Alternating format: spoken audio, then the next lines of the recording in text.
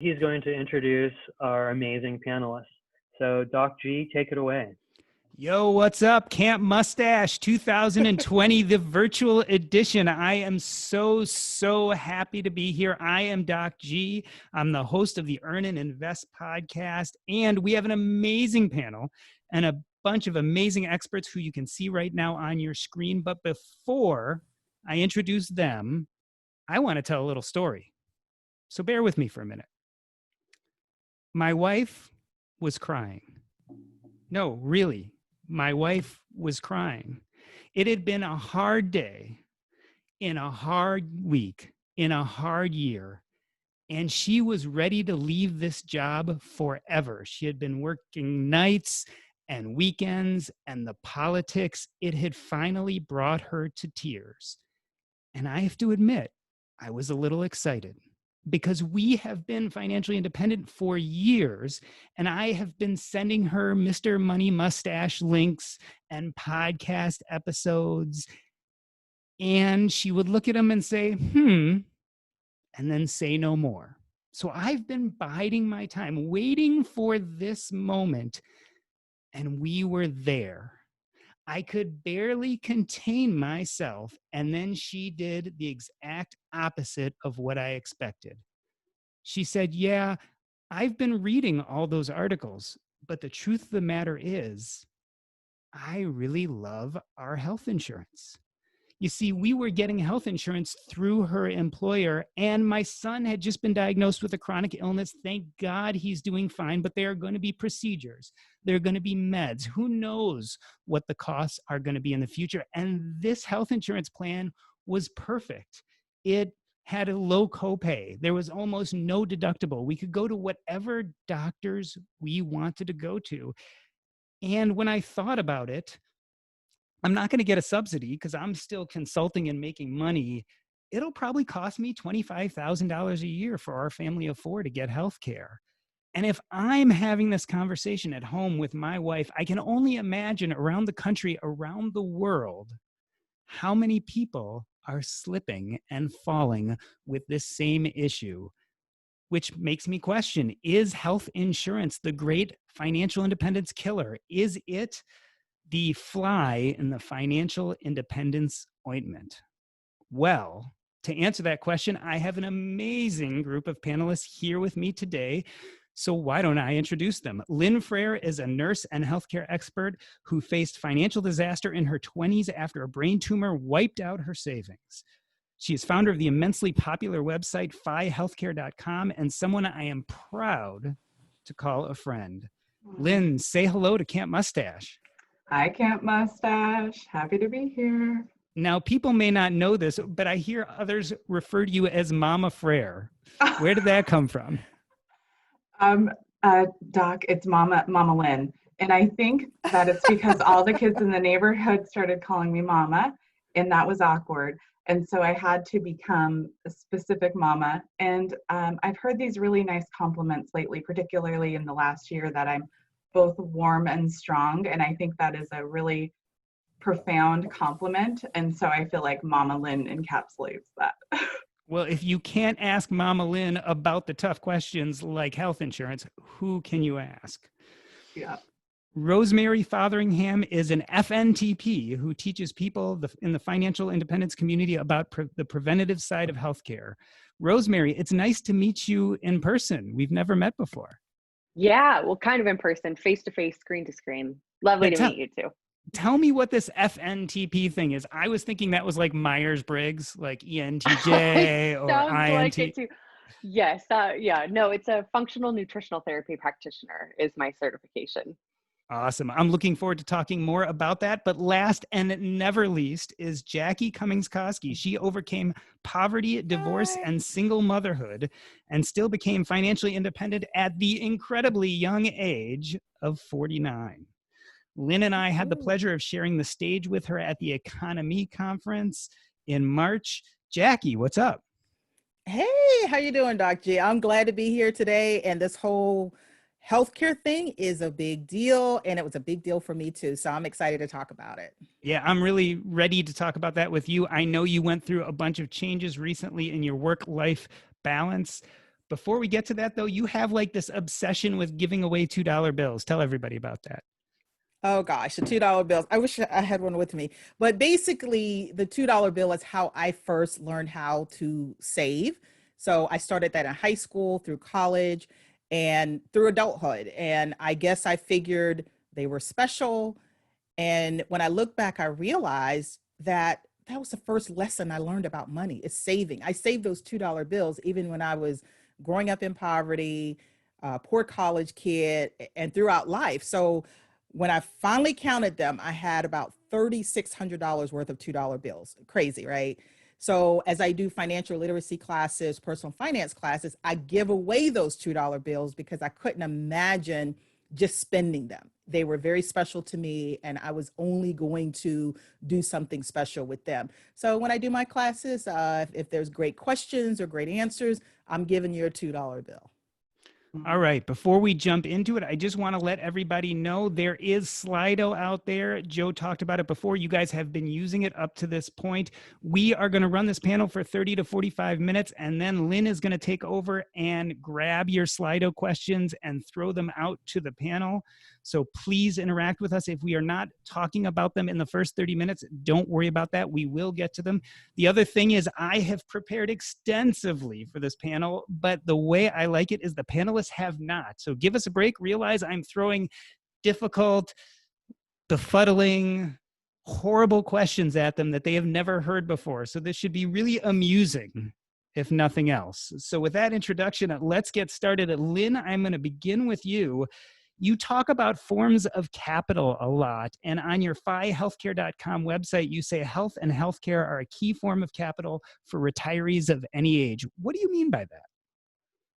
So one of the concepts that I really love is this idea of a more expansive view of wealth, where, you know, when we talk about our net worth, we talk about some amount that's in a bank account. And I think that is important. And I think that's what we look at in financial independence, but we really need to look at more expansive view of wealth, like the community of people around you. I think this pandemic has illustrated there are a lot of ways to solve problems, and money isn't always the only solution for those. And another form of capital that I think is really important and often found out a little bit too late is your health capital. That's not something I presented about necessarily last time, but that's, if you don't have your health, you know, that old saying, you don't have anything. So I really believe people should look in the financial independence community more than just at the financial aspect of wealth. Rosemary, let's talk a little bit about this more expansive view that Lynn mentions. What percentage of healthcare costs / problems are controllable? I've seen you talk about genetics versus epigenetics. Genetics is what you're born with, right? We can't change our genes. Yet epigenetics has to do with the expression of those genes, which often might have to do with our lifestyle. How much can we control and how much can't we? Get it, girl. Yeah, it's definitely a lot more than we think. You know, I used to, and I think a lot of people think that, you know, whatever your genes are, that's your destiny. I can't help it. You know, my parents had type 2 diabetes, so I'm going to get it too. But the reality is that your genes are essentially turned on and off by your lifestyle, the way you eat, how you sleep, how you manage stress, how much sun exposure you get, and other, you know, hormetic stressors. So there really is a lot that we can do. So I'd say a huge percentage. There's a phrase that your genetics load the gun, but lifestyle pulls the trigger. So if you're going to say a percentage might be a little hard because this issue is very nuanced, but just a lot more than we think. Maybe you can probably get 80% of the way there by changing your lifestyle for sure. I love that. Genetics holds the gun, but lifestyle pulls the trigger. That's excellent. Jackie, you wrote an award-winning book, Money Letters to My Daughter. And in it is a series of letters where you tell your daughter about financial issues. Was there a letter on healthcare, and why or why not? I'm trying to think. There was a letter on healthcare, and I think it had something to do with you're young and healthy. High deductible plans are a huge deal now because the premiums are dirt cheap. The premiums are going to go to the insurance company and it's sunk cost. So while you're young and healthy, it's a great chance to take advantage of much cheaper insurance. And guess what? You get this extra account where you can save the money that you would have given to the insurance company and you can invest it. So I do remember that letter.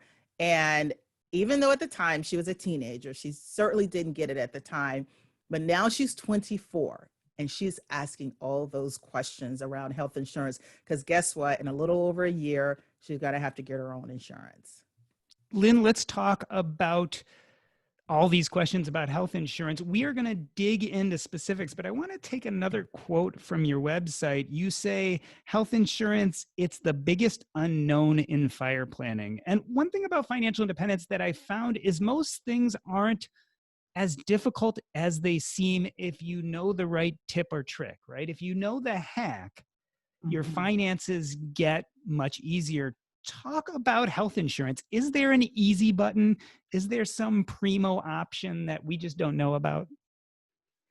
I don't think there's an easy button. I think that the fire movement is comprised of some of the smartest, creative, efficient, brightest people.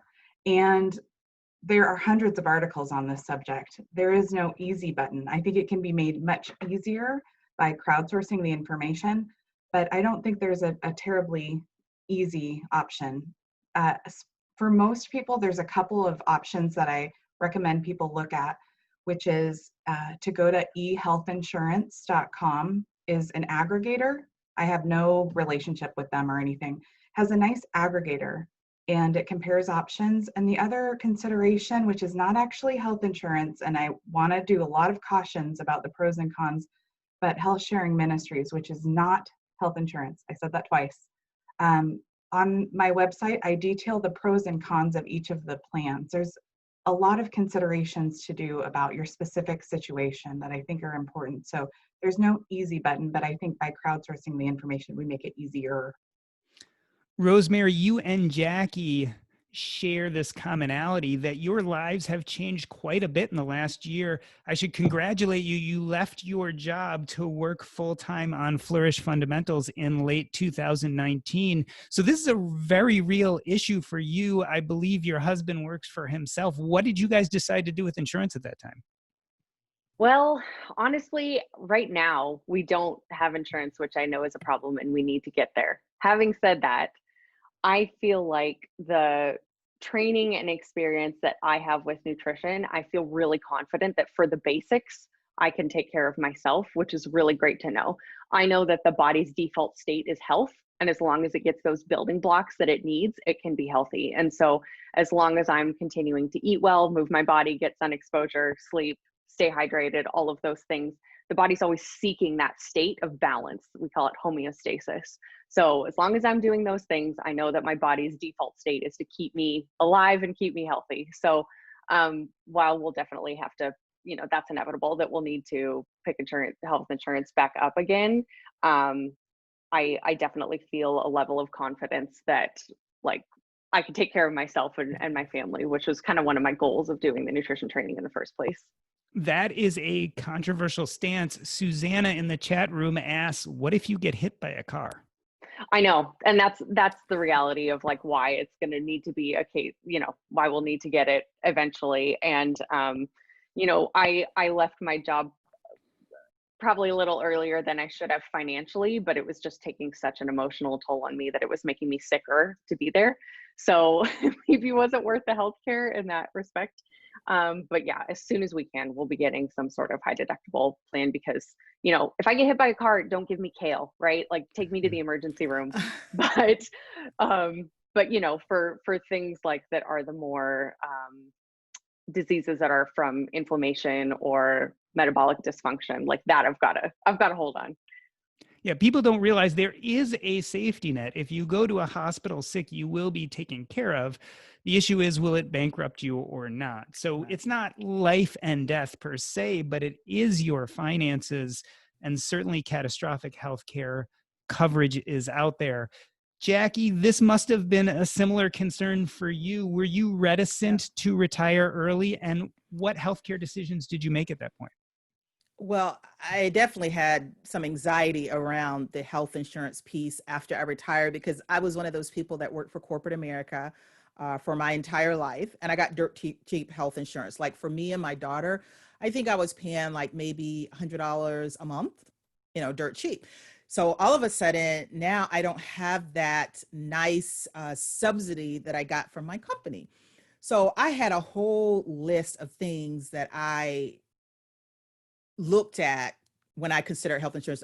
Like Lynn mentioned, again, it's not health insurance, but the health sharing ministries, I opted not to do that. I'm pursuing my master's degree with an online program. I was looking at getting my insurance there, but since I was doing online versus in person, that was an issue. What I finally settled on was I went to the healthcare.gov exchange. I live in Ohio, and the exchange is very state specific and to a degree, very county specific. So I had heard all these things, right, about the exchanges. They're too expensive. Oh, I found a good deal. So finally I decided to do the digging for myself. And the state of Ohio had 45 different plans for me to choose from. Plus, when I started doing the math on what my adjusted gross income was going to be, I was able to qualify for a subsidy, and I was able to get like an amazing Cadillac plan, not even a high deductible plan. I think it was zero out of pocket, or I'm sorry, it was zero deductible, $1,200 out of pocket, and it was like $450 a month rack rate. And after my subsidy, it ended up being like $55 a month for this Cadillac plan.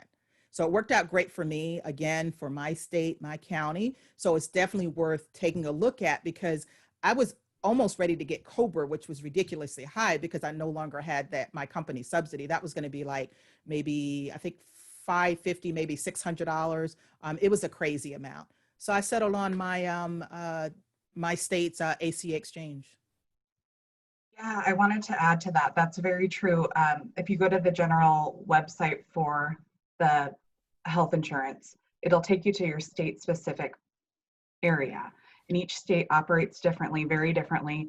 In the state of Washington, tends to be very high deductibles, which is good. It qualifies you for a HSA, but I see deductibles, or high deductibles and high out-of-pocket max. I see out-of-pocket max of around 14, 15,000. Reasonable monthly cost, but I think the subsidies relate to monthly cost and not deductibles. That's sort of what I'm seeing. So it's going to vary a lot state to state, but you're absolutely right, Jackie, in going to the main healthcare.gov site, and then it'll route you to your state specific. And that is one option. I like eHealth Insurance because it shows this graph and you're able to enter what medications you're on and such. And so it shows to see what is your monthly cost and your deductible and your out of pocket, so you can do a comparison of that. Lynn, William McVeigh in the comments actually suggested that maybe the Affordable Care Act is the easy button. I worry, though, at the possibility that it could be changed. You know, politics play a role in our healthcare system, and there has been a lot of talk over time about getting rid of parts or the Affordable Care Act as a whole. Lynn first, and then Jackie. Yes, I think what we're seeing is an evolution of the ACA where, well, if you guys want to dig real deep into this, I like the What the Health podcast, which is put out by the Kaiser Family Foundation. And what we're seeing is an evolution of the ACA where we're doing things like meeting the requirements by having a nice, reasonable, adjustable monthly cost, but perhaps a large out-of-pocket max, or that would also bankrupt a lot of people. So I think what we're going to see is a continued evolution. What I tell folks, because they wonder what to plan, and for healthcare, for a lot of folks, it's more on the order of a mortgage payment, not on the order of a car payment, potentially. And that's why Rosemary's information about preventing and not being so subject to just the whims of the healthcare industry. We kind of think about our house, where we wouldn't just let termites in there and then buy the best, house insurance possible. We try to do a little of both, or a lot of both, where we try to prevent the healthcare costs down the line and also have reasonable insurance. So yes, I think we're going to continue to see evolution of healthcare costs. They're growing at over the cost of inflation, and they're 18% of our GDP, which is twice as much as most industrialized countries, yet we have no better outcomes. Jackie. Wow. Yeah, this whole state specific thing as far as whether or not the ACA is good or bad. So when someone is stating their opinion that, oh, the ACA is horrible or the ACA is great, it really matters where they live and what exchange they're looking at. But the one thing I appreciated when I was doing my research is that I could put in my physicians, I could put in my medications, and there was so much information that I could put in to be able to refine my search to make sure all of my providers and what was important to me was included in the plans that I looked at. So as long as they met that criteria, I was good to go. And again, I ended up with like 45 different choices that worked out great for me.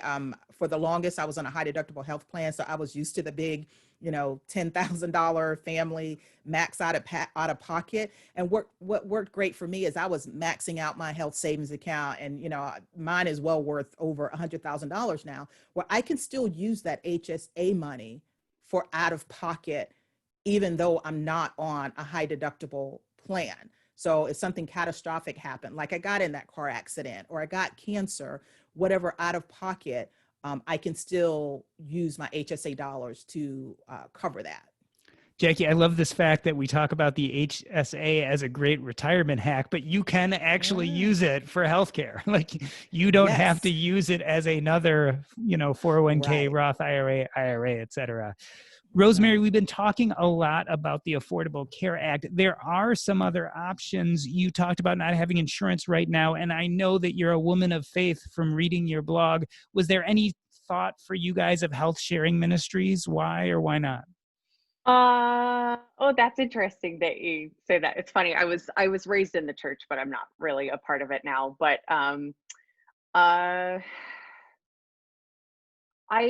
yes, we've definitely considered it. I think at this point, it really is just a matter of like getting our revenue up from our own, hustles. It is obviously a very precarious position to be in to not have health insurance right now, just because it is like, it's a risk. It's fragile. And I recognize that. But I think that might be, if we were to go that route, it might be looking into something like that. I don't want to be dishonest and like say that I'm part of a church or something like that just to join a health sharing ministry. And I don't think anybody should do that. But I think if you do go that route and that's something that they require, then, be honest about that. Lynn, there are some downsides to health sharing ministries. You made a point of saying that they are not insurance, and Jackie a little while ago said she looked at them and decided against them. Lynn, what are some of the downsides? Well, they're very clear that it's not actually considered an insurance. Your contribution is considered a donation. It's like a bunch of people get together and they contribute a share. And if you have an expense, they operate differently, but if you have an expense, you tend to front load pay and then get reimbursed. There's a lot of exclusions to that. If you do sinful activities, fertility treatment, well, I don't know if treatment's not available. Vasectomies are not covered. Usually birth control is not covered. They're very clear to say that they're not technically a health insurance. It's a group of people pooling money, and because of that, they can self-select for the healthiest members of the population. And so if anybody, for most chronic conditions, that those are excluded. And on my website, I started listing them out because I really want people, if they're really considering health sharing ministries, to take this into consideration, the downsides of, not to exclude it. People need to make their own decisions, but to really understand some of the pros and cons. The pros are the cost. The cost tends to be quite a bit lower than, it depends on your state in the ACA plans, but it tends to be on overall, if you can get accepted, quite lower. But I want people to make sure to look at all the cautions. Go ahead, Jackie. You're on mute. Sorry, am I good now? Yep. Yeah. So I I decided against the healthcare ministries or the health sharing ministry because I'm a sinful person. I do things that they consider sinful. Okay. I might have more than 2 drinks in a night. I take birth control. I do things that I don't necessarily consider a sin, but based on their standards, it's sinful. I'm a single woman. So when I was reading through this exhaustive list of things that they are not going to cover, it was not going to be good for me. And I just knew that it wasn't a match. Rosemary, you talk on your blog about hacking housing costs by doing house sitting and going from place to place. One of the healthcare hacks that we sometimes talk about, but don't go into depth about, is this whole idea of geo-arbitrage. Have you ever thought of leaving the country? I see in our webinar chat that Anne has mentioned a few times getting healthcare outside the United States. Has that ever crossed your mind?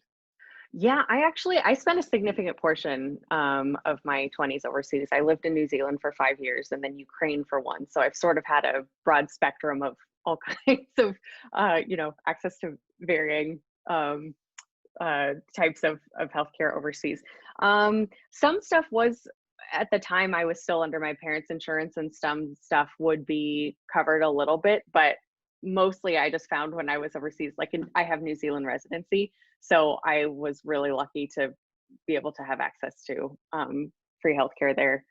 And then Ukraine, just the cost of living there is so much lower. So anything I needed done there was just way cheaper than what it would be in the US.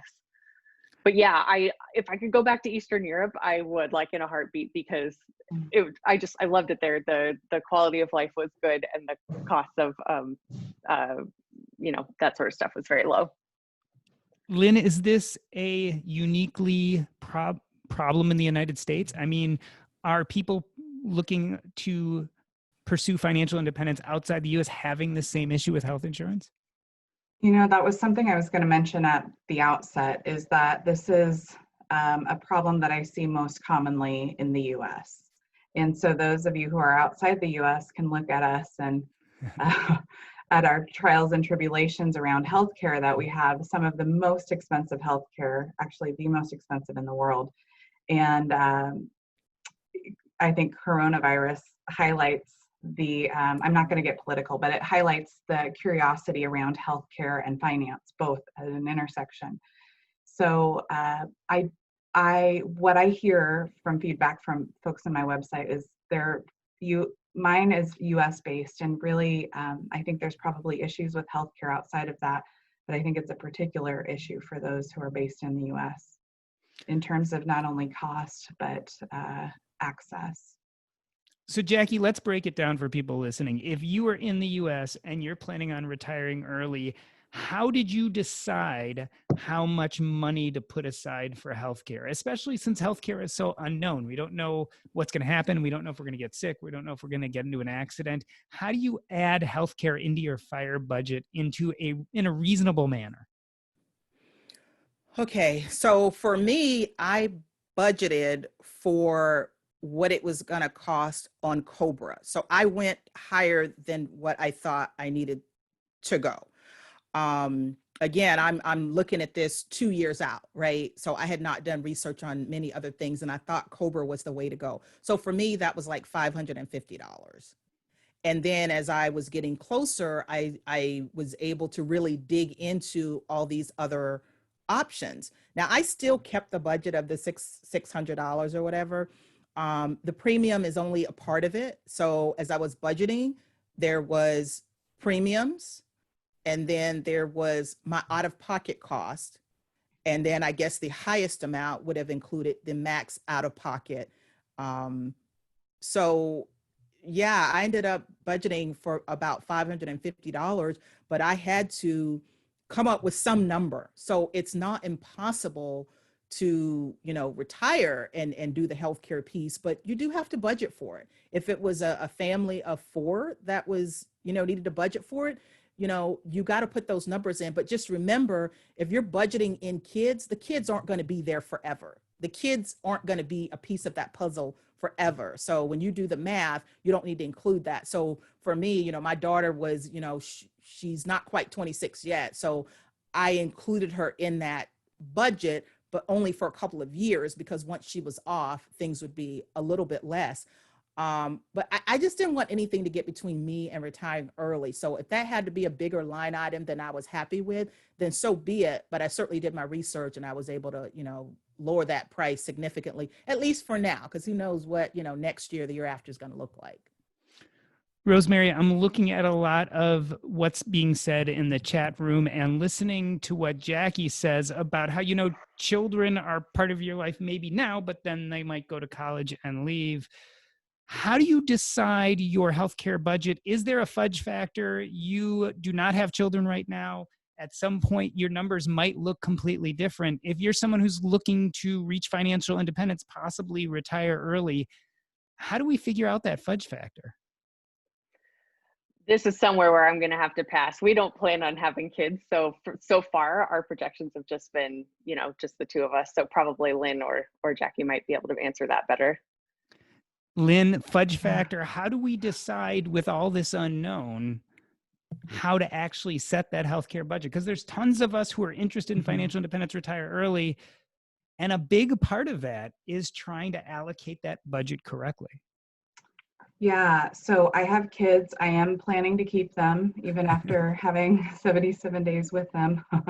Not that I'm counting.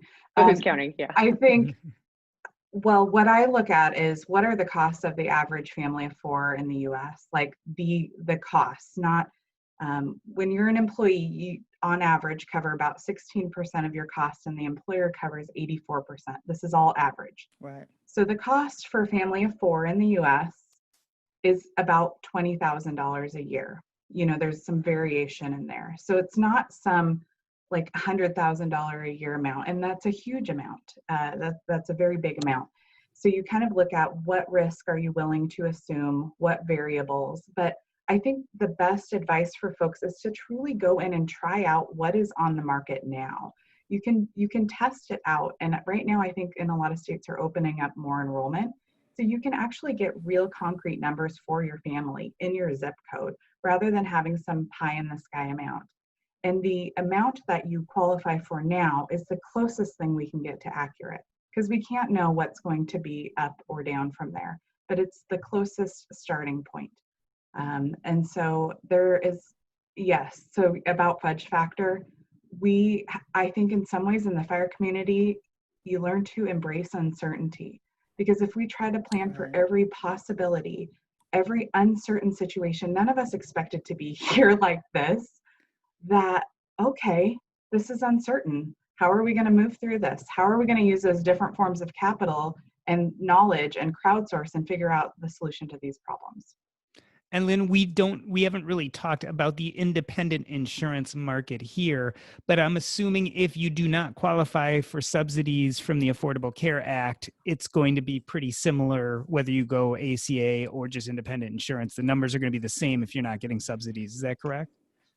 What I've seen when I test it out for our family is it tells you, gives you options that this is an ACA compliant plan or not. And those are private insurers that are, funneled through that framework. So there are different options you can buy, and I've seen some in chat. Some people have short-term options, and those short-term options tend to be, they're through private insurances, and they tend to cost less, and they tend to not necessarily be ACA compliant. ACA compliant requires things like mental health benefit and some other, so those can be less of a monthly cost. But I'm not sure if I'm even answering your question. I'm just going down my healthcare rabbit hole. Yeah. Did I answer your question, Doc? You did. I think Okay. The point being is that if you buy, so the ACA, the Affordable Care Act, Obamacare is a funnel to private insurance, mostly depending on if you qualify for Medicaid, et cetera. So if you end up with a private insurer, you're pretty much getting what you would on the independent insurance market if it's ACA compliant. There are some non-ACA compliant plans that you can pay for that are probably less, but it's buyer beware. You have to make sure you understand what you're getting and what you aren't getting specifically. Right. And I think that I'm sure that there are plans that are outside of that funnel too, that are private plans. And there are certain plans that are specific to certain groups of people. We're going to see an interesting evolution of healthcare, I think, in the next 10 years. So it can become diluted, but that is a good starting place, I think, for most of the population to start to weed out what's available to them. Jackie, you had a point? Hey, yeah. I just saw a couple things in the chat box about, the subsidies and how much and your age and things like that. So the numbers were always really important to me when someone was talking about anything about, fire, health insurance, or anything like that. So for me, I was 49 when I retired. I'm 50 now. So I retired December 2019. I live off of my expenses are about $40,000 a year, and that was my budget. Now, for the state of Ohio, I don't know if it's different in other states, but in order to qualify for a subsidy, it starts at $18,000. That's the best subsidy that you get. So I started looking at where my money was coming from, because retiring early, you can decide where you want your money to come from, if you want it to be taxable or not. When you're working a W-2 job, you don't get a choice. You get the check and that's it. And that's your taxable income. But it's based on AGI, adjusted gross income. So part of my income was coming from, could come from Roth IRA contributions. It could come from after-tax investments that I have. So when I'm figuring out my AGI, I want it to come in at around $18,000, maybe $19,000, maybe $20,000, but that's the window of my max subsidy. So you need to look at the rules for your state. All you got to do is go to the healthcare.gov, you click on your state, and that's where you're going to get the rules. Again, I was going down a whole different rabbit hole, just going off of what people were saying their individual experience was. So you do have to run your own numbers. And when I saw that $18,000, that was the number for the state of Ohio, I started figuring out, okay, if it costs me $40,000 to live, how do I adjust things or engineer it so that my adjusted gross income is $18,000. So I just backed into it. Rosemary, I want to add in a slippery subject right before we get to Slido, which is coming up in a few minutes. But a lot of this conversation has talked about personal responsibility versus insurance, right? So you especially talked about in addition. Right. Mm-hmm. Correct. In addition. Yeah. Here's kind of a big question. Should we be looking to our government to change legislation to help out with such things? I mean, people talk about Medicare for all. As people are interested in financial independence, should we be looking more to kind of change what we do, or should we expect or even push for governmental change to make the situation better? And I know this is a very difficult question. Are we talking about governmental regulations for, recommendations of how people eat and that sort of thing? Because that has never worked out in the past. No, I'm talking more about things like Medicare for all, where we have a universal Lynn would health know more insurance, about that than me. Yeah. Lynn, I know it's a sticky subject. It is a sticky subject, Doc. You're so good at those. I really like, Doc, when you do panels, because you ask really hard questions that make me blush. I think my personal opinion, I'll share with you my personal opinion, is that we, and some people are going to love this and some people aren't, but when we cover basic education for people in the US, and people can choose to do private education if their needs are above that and their financial resources allow that. I do kind of wonder if we could do a little bit better than what we're doing right now by offering some very basic health care to folks, so that when they're in situations where they're in perilous health, they're not using the emergency room as their primary care doctor, because that, number one, is very expensive, and number two, is suboptimal in so many ways. So that's my personal opinion. I've been in healthcare personally, and also in nursing, and also in leadership, and I think that the way that we're operating is suboptimal. And some people are going to love that answer, some people are not, but that's my personal opinion. At the beginning of this conversation, I asked, is health insurance the great financial independence deal breaker? But in a sense, it goes farther than just financial independence. How to pay for health insurance is a problem that people who are financially savvy have, as well as people who are not interested in personal finance. So I think the topic is much more broad than just our financial independence community. It's a good question and a difficult question.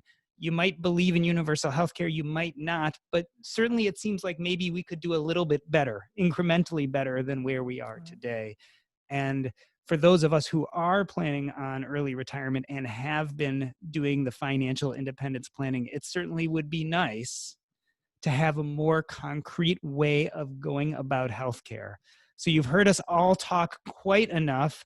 Lynn, why don't we go over to the Slido questions and see what the community has to say? Yes, we have some really, really good ones, and they're difficult to answer. Could we talk a little about elder care, about affording quality elder spaces versus state-run facilities and their dangers? So Doc, what do you think of that? That's a great one for Doc G. Yeah, so I am a physician and have spent a lot of time taking care of elderly in the office, in hospitals, in nursing homes, as well as part of hospice. Elder care is difficult, and it's really easy to rail against what we have in place right now because it is suboptimal, because it's profits driven, because there are a lot of things about it that don't work. On the other hand, the scary truth is that we need to be able to take care of people who are getting older, who have high acuity needs. And right now, our nursing home and assisted living system is probably the best we have. Could it be better? Yes. Could we have, places that were more open, that had more integration of young and old people, that were more life affirming? God, yes. Could we do this better? For sure. But we can't throw the baby out with the bathwater. These spaces are needed. We need to change the way they get paid. We need to change the way they're regulated. But go to any nursing home and you will find right now people who are putting their lives on the line to take care of our nation's elderly. And a lot of people don't have the expertise, ability, or money to do it themselves at home. So I think we need a lot of grace on both sides. I think the shell of the system we have works right now, but we need to get integrative. We need to separate the making money from the quality of care. And we need to improve. So I think it's a problem. Our elderly are not going anywhere. We're going to have more and more of them as the decades pass, and it behooves us to do a better job taking care of them. Yeah.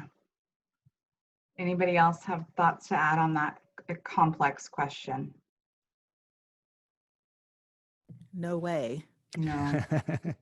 There's some questions about COBRA, and I just want to mention COBRA really quickly. COBRA is the Consolidated Omnibus blah blah blah Reconciliation Act, which basically says that you can take over your employer's portion of the cost of your health care, and plus usually some small administrative premium, usually around 2%. So if you've been used to the employer paying, say, 84% of the premium, which is average, it's going to be a huge jump. But and it is for 18 months for every plan that I've seen, but you want to verify, where that may make some sense for folks transitioning into fire is if you're toward the end of your year and you've met your out-of-pocket max, you want to keep your doctors, even though the monthly premium is high. That's the population that I think it may make sense for. I don't know if any of you guys want to add anything about COBRA. Well, there's lots of questions and comments about COBRA. Yeah, well, I saw someone mention, I thought that was good for only 18 months. You're correct. In most cases, it's only good for 18 months. That was going to be my bridge. And for me, I was on like the lowest silver bronze plan as I could be. It was a high deductible health plan. And my company was picking up 90% of my premium. And so I got sticker shock when they gave me what the premium would be, plus that 2% when I was contemplating, retiring from the company. Yeah, two things to realize about COBRA. One is it's a bridge. It doesn't go on forever. Right. And the other is that if you have to pay for it yourself, it's pretty expensive. So we're all used to having our companies pay a portion of our healthcare. When you go on COBRA, they may or may not continue paying that portion. So you might have to pay all out of pocket for the COBRA, and then it's not nearly as good of a deal. So just keep those two things in mind if you feel like COBRA is going to be a long-term solution for you. I have a question. The most popular question right now is, what is your opinion on using geo-arbitrage medical tourism to keep future medical expenses lower in retirement? I have lots of opinions on that. I don't know about you guys. Yeah, whoever would like to speak to that. I would first of all say, yeah, if it's an option, move to another country. That's great. Or if you can use expat insurance, or if you have elective procedures and get them done somewhere else, there are plenty of places outside the US where you can get good healthcare. For a lot of us, it's just not an option. Like, I am home with my 2 kids who go to middle and high school, and the likelihood of us leaving the country, settling somewhere else, and starting our healthcare there just for the moment is not likely. Maybe in the future after they're in college. I have a section. I'm seriously not trying to promote my site, because I told you I make negative $3 an hour on it. But I have a section that has specifically, because I queried hundreds of members of the fire community, including some of you guys in the audience and on the panel. And I have 3 sections about travel and arbitrage and all related things, and some things to look at, some pros and cons. Also, the most helpful links people have told me that they're using from people who are actually doing medical geographic arbitrage. So I recommend that, because that's a really common question. For, I would say, if you're US based and you're not looking to relocate, the things that could be geographic arbitrage just for the short term are things like elective procedures, or perhaps dental are the things that I see most often, people taking like a medical trip. I've never done that. I am open-minded about a lot of things. I'm not excluding that possibility. So that's why I consulted with folks who have. I think it's sections 5, 6, and 7. Yeah, for me, as far as the geo arbitrage, it wasn't really something I was interested in, but it was on my list of 8 different options that I considered before I made my decision. So I didn't throw anything out. And I think right around the time I was kind of listing out my options, and towards the end of last year, I saw that Lynn came out with the FI healthcare, and I'm like, man, I wish this was available when I was trying to, do my list. But I didn't leave anything out. So you just, weigh all your options. Don't throw anything out unless you've, gone through and kind of evaluated, is this a fit for me and my family? It didn't end up being the winning choice for me, but I definitely considered it. Yeah. Do you have, next question is, oh, this is a hard one. You guys are asking such hard, these are hard topics. What is, sorry, let me restart. Do you have any advice for families with chronic expensive health issues? For example, a baby with cancer, genetic mutation that causes more cancers? A few thoughts right off the bat is, first and foremost, certain things supersede finances. So first and foremost, you have to take care of your family, and you have to get them the best care out there as best as you can. So the first thing I'd say is, you have so much stress and anxiety. It's fine to try to optimize your finances, but that can't be number one. The first thing is to optimize that health of your loved one. And it's so important. I wish that it's easy for me to say that, right? Because I'm not the one in your situation. But ultimately, the relationship, the love you have for your family member is more important than your finances. Do first and foremost what you need to do. I think the second good piece of advice on that is, for almost everything nowadays, we have this wonderful internet community of people who have done this before you and are doing this along with you. Join those communities and ask what they're doing. For almost any disease process out there right now, there is an internet-based support group, and these people have been through the financial, emotional, and physical strains that you have. So find your community, because any one of us here on the panel cannot speak to your medical situation because we're not going through it. But there are people who are. Find that support, and hopefully they'll be able to guide you and make what is an extremely difficult situation maybe a little bit easier, hopefully a little financially easier.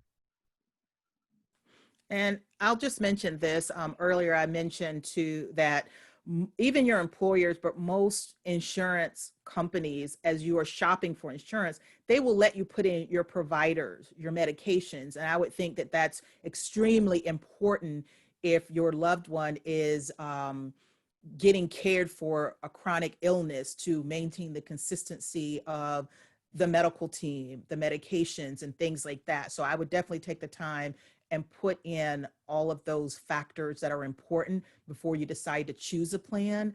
And even while you're deciding on the plan, a high deductible may work out okay for you, even if you have a chronic illness, but a traditional plan may as well. So you can run the numbers. I think WEX Health has a really good calculator where it will compare your traditional health plan with a high deductible health plan, where you can put in all these different factors based on your situation.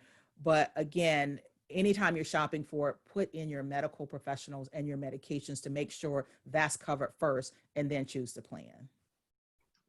Yeah, oh yes, No, Rosemary. oh, go ahead, Lynn.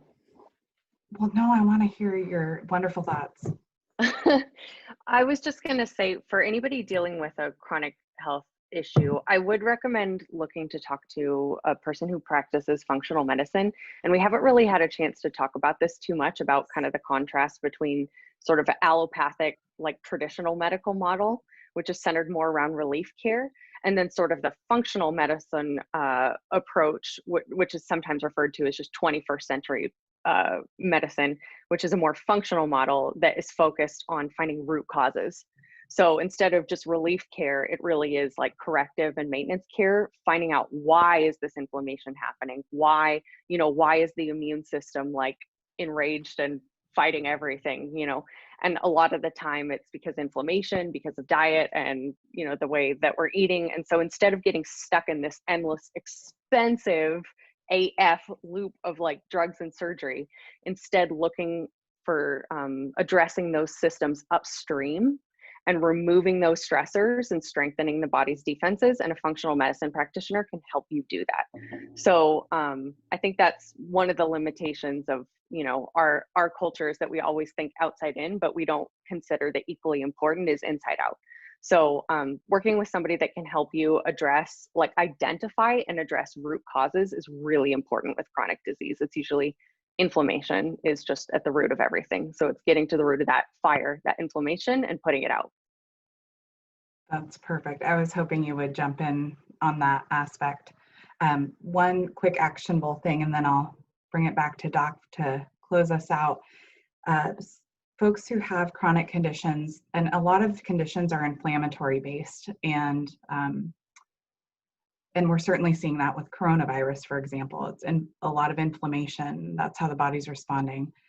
But one actionable thing is, if you have an expensive healthcare situation, on average, it makes more sense to have a higher monthly cost plan, which is inversely related to the deductible and the out-of-pocket usually.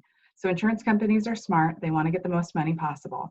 So if you have known fixed expenses that you think it usually makes financial sense to have a higher monthly cost and a lower deductible and out-of-pocket. So as you're considering that, take that. And opposite is true if you're a lower utilizer of healthcare. Nobody has a crystal ball, but those are some things to consider. So thank you guys so much. Doc, over to you. All right, Jackie, close it all out. I want to go through all three of you. Give me a 1 or 2 sentencer, summate everything for us. If you are interested in financial independence, retire early, you are looking at that retirement date, you're worried about health care, can you give us a 1 to 2 sentencer? Where do we start? What do we do? Yeah, you want me to go first, Doc?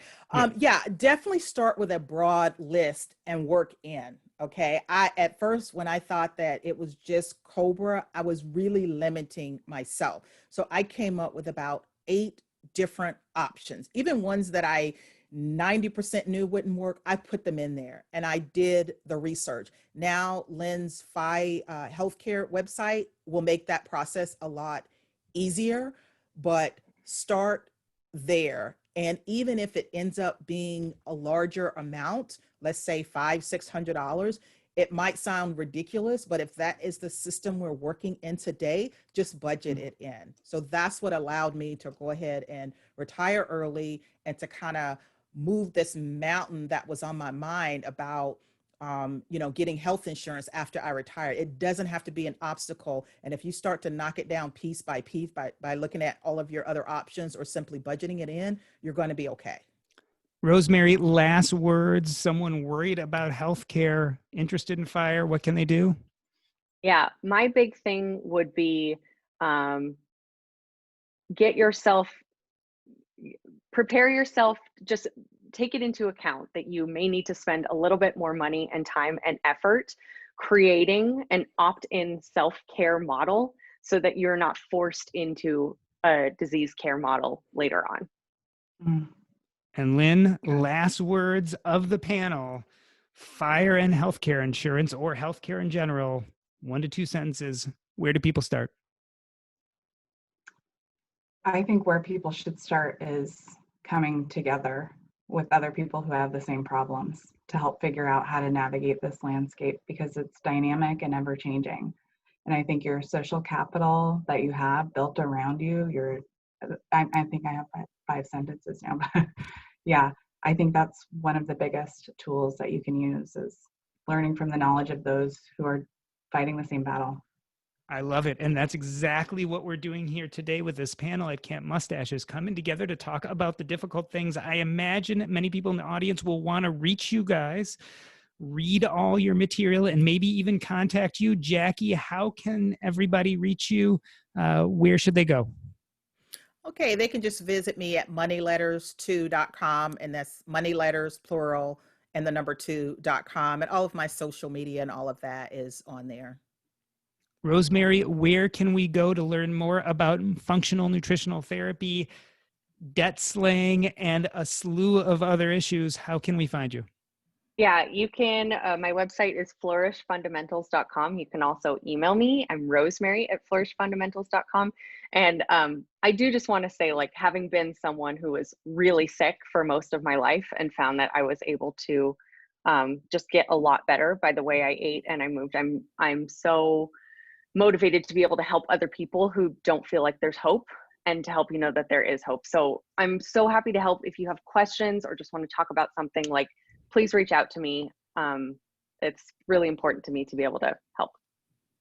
And Lynn, where's the best place to find you and attack all those wonderful resources you have? Yeah, so I'm going to come clean here, just like Jackie did earlier. I hate email and I don't like details. And this is an area that's really interesting for people. And so I think I'm going to need some help. So if any of you out there are thinking, boy, sounds interesting, I'd like to help Lynn with managing emails, supporting people, and helping the website, send me an email at hello@fihealthcare.com. It is fairly self-explanatory. You go into the knowledge base and I give away the password, which is community. But that's the best way. I love seeing people in person. I do. And so I kind of limit my time on email, but I recognize that that's a common path. So I think I'm looking for folks to help me with that area. So I'm being honest here, coming clean. This has been Camp Mustache 2020 virtual, the Financial Independence Healthcare Panel. On behalf of myself, Doc G, Jackie Cummings Koski, Lynn Freyr, and Rosemary Fatheringham, we wanted to thank Kristen, Joe, and Alma. That's a wrap. Thank you so much, Doc G. Thank you to our panelists. Really Thanks, appreciate everyone. you coming, dealing with our technical difficulties, and giving some folks a lot of really helpful information that may literally save lives in our community and around the world. Thank you so much.